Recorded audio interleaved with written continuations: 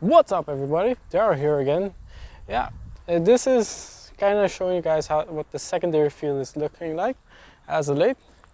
As you can see, there's not a lot of production. You can see one block is completely covered, and the other block has pretty much dead trees on that vegetables on top of it. But the reason why I wasn't planting here is because, like I mentioned in the last video, the owners are selling the land.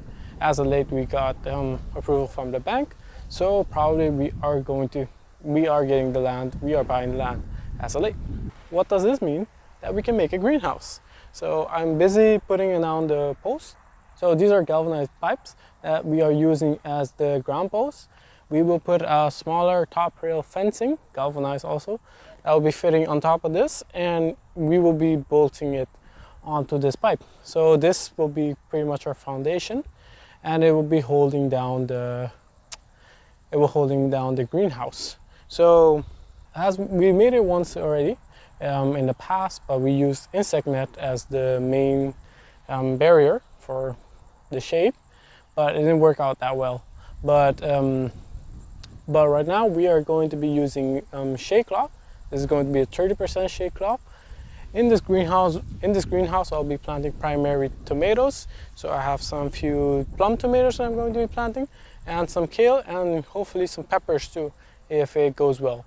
So this is greenhouse we already made once, so I'm reusing it again. So without further ado, let's get into it.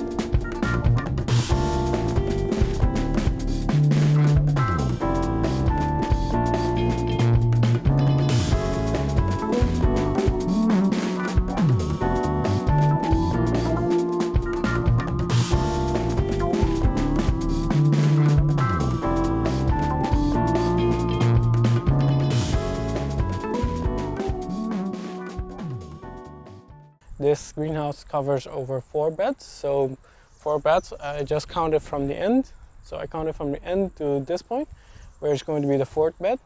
And these posts are every 6 feet, so each one of them, there's a total of 8 posts that are in the ground. So yeah, it's a little bit smaller than 6 feet, if I'm not mistaken, at the ends. Because this is going to be shade cloth and not something like plastic, it won't be really affected by the wind, so we can get away with using 6 feet spacing, and there will be extra support. There's going to be a support at the bottom. So there's going to be a support at the bottom of all these footer posts. There's going to be one at the middle, so a halfway point, and there's going to be one on the top of the fence. So there's going to be also a top rail on this greenhouse. So the way that I'm doing it right now. So yeah, how do I get started with putting the fence posts? At the beginning, I will use at the edge of the bed, and I'll be using a long measuring tape. This is what I'm going to be using. I'll put it at the side of the bed, so I know the spacing that I'm going to be the fence post. And I'm going to be sending another line, that will indicate where the distance from the bed, so that everything is squared. So those are the 2 things that I'm going to be doing right now. I'm going to be transplanting lettuce, and right to this bed, you can see, I have all the plugs. I just take them out from the salt plugs. I'll probably show a clip right around here.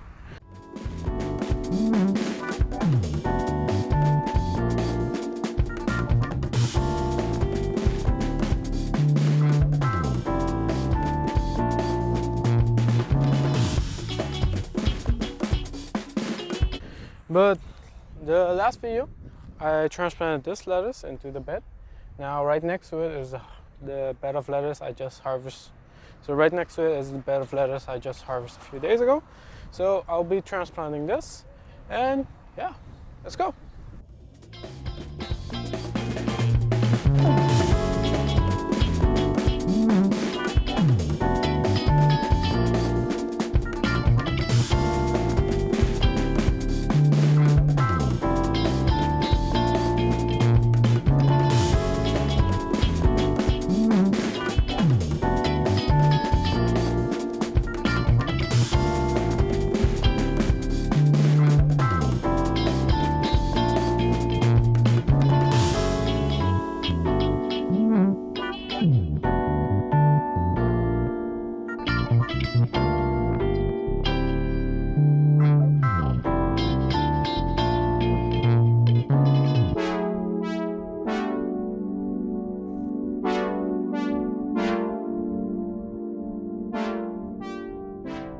So yeah, after I transplant all the lettuce, I will water it in to make sure that all the roots of the lettuce are making contact with the soil.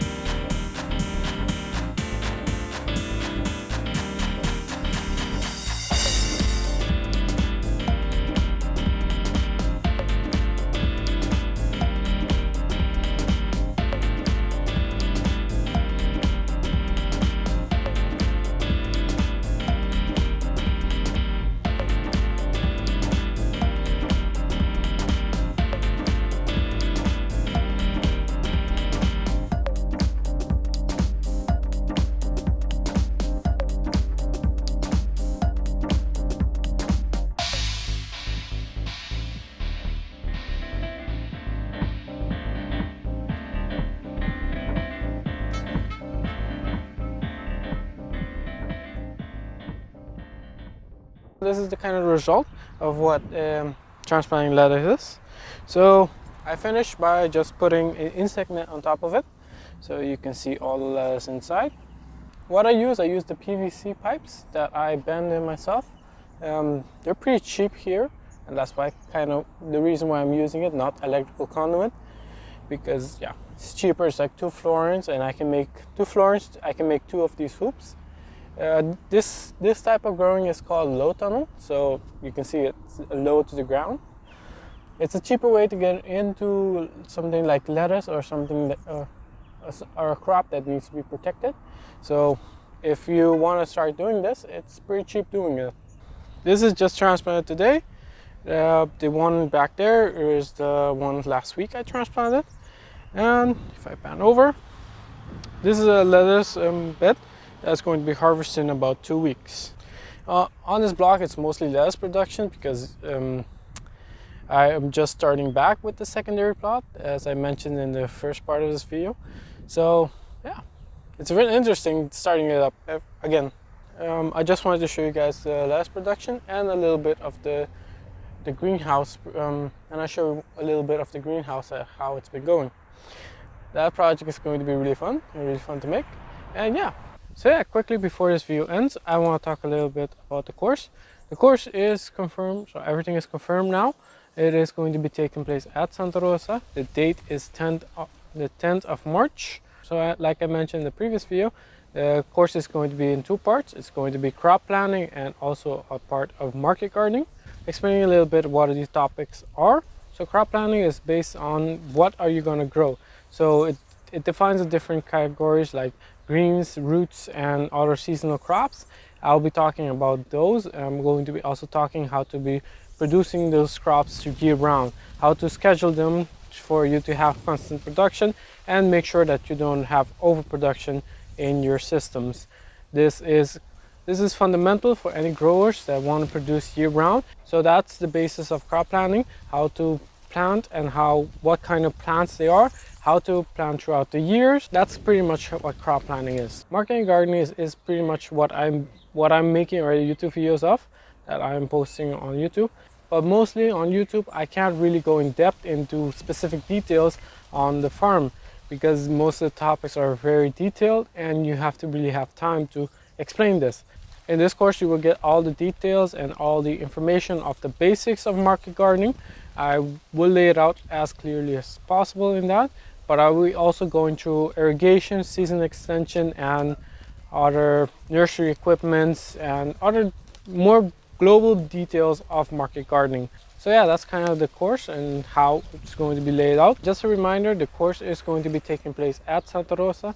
It's on the 10th of March 2022. It is going to be 2 hours long. It's from 9:30 a.m. to 11:30 a.m. I'm going to try to give as much information as possible. Again, this course, I'm going to try to sell out the tickets as quickly as possible. Oh yeah, and if you're a United Farmers member or UFA here in Aruba, you will get a special discount for this course and probably all the other courses that I'm going to be doing in the future. Hope to see you there. Thank you again to Santa Rosa and United Farmers for helping me put this in together. And yeah, I'll see you there. Peace. Pasa bom dia.